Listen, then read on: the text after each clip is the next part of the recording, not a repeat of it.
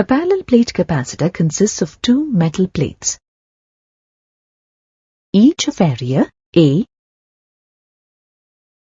and separated by a distance D.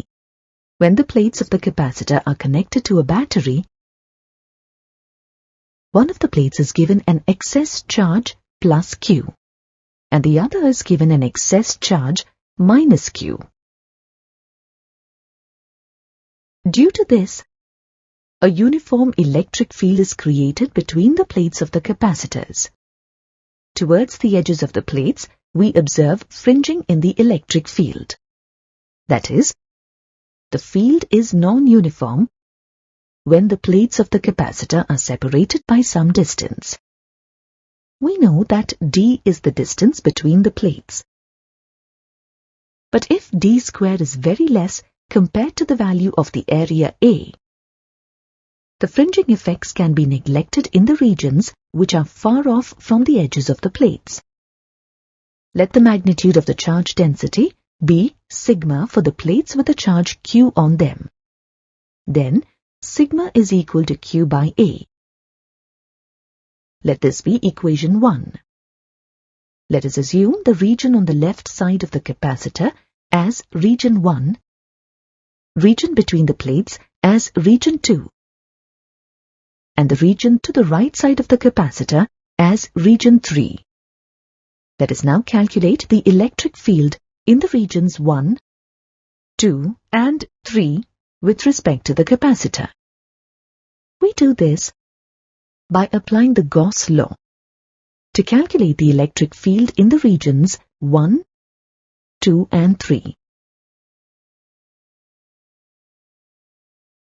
We know that for a uniformly charged plane sheet of charge, the electric field strength E at some distance away from it is equal to sigma by 2 epsilon naught. Let this be equation 2. We use this result to calculate the net electric field strength in regions 1, 2 and 3.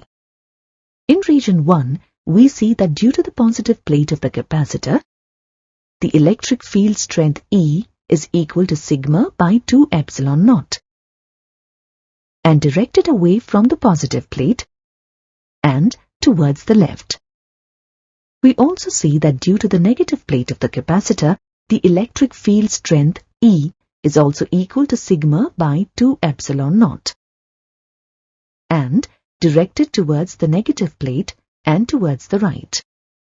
Hence, in region 1, the net electric field strength E naught is equal to sigma by 2 epsilon naught minus sigma by 2 epsilon naught, which is equal to 0, since the two electric fields are oppositely directed.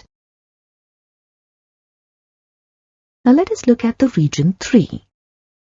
In the region 3, we see that due to the positive plate of the capacitor, the electric field strength E is equal to sigma by 2 epsilon naught, and directed away from the positive plate and towards the right. We see that due to the negative plate of the capacitor, the electric field strength E is also equal to sigma by 2 epsilon naught, and directed towards the negative plate and towards the left.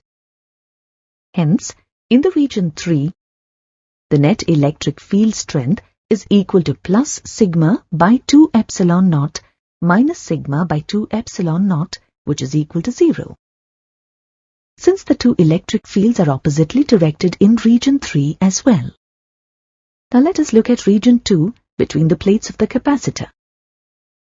In region 2, we see that due to the positive plate of the capacitor, the electric field strength E is equal to sigma by 2 epsilon naught, and directed away from the positive plate and towards the right. We also see that due to the negative plate of the capacitor, the electric field strength E is equal to sigma by 2 epsilon naught, and directed towards the negative plate and towards the right.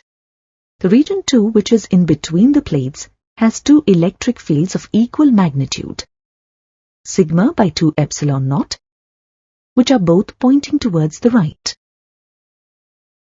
Hence, in the region 2, the net electric field strength E naught is equal to sigma by 2 epsilon naught plus sigma by 2 epsilon naught. On simplification, we get E naught is equal to sigma by epsilon naught. Let this be equation 3. Let the potential difference between the positive and the negative plates be equal to V. For a uniform electric field of strength E between the plates of the capacitor, we have V is equal to E naught D. Let this be equation 4.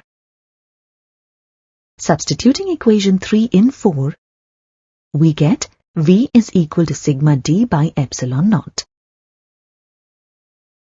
But we know that the charge density sigma is equal to Q by A. Therefore, we have V is equal to QD by A epsilon naught. Let this be equation 5. Now, capacitance of a parallel plate capacitor C is equal to Q by V. Let this be equation 6. Substituting equation 5 in 6 and simplifying, we get capacitance C is equal to epsilon naught A by D. Let this be equation 7. This expression for the capacitance shows that the capacitance is directly proportional to the area of the plates A.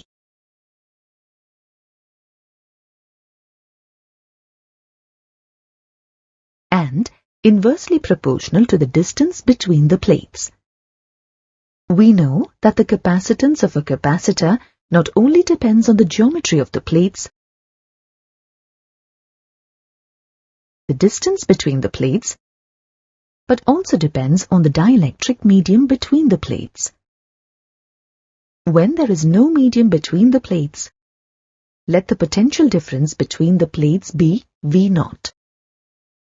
The electric field strength be E naught, and let its capacitance be C naught. We know that the capacitance C naught is equal to Q by V naught. Let this be equation 8. The electric field strength E naught is equal to sigma by epsilon naught. Let this be equation 9.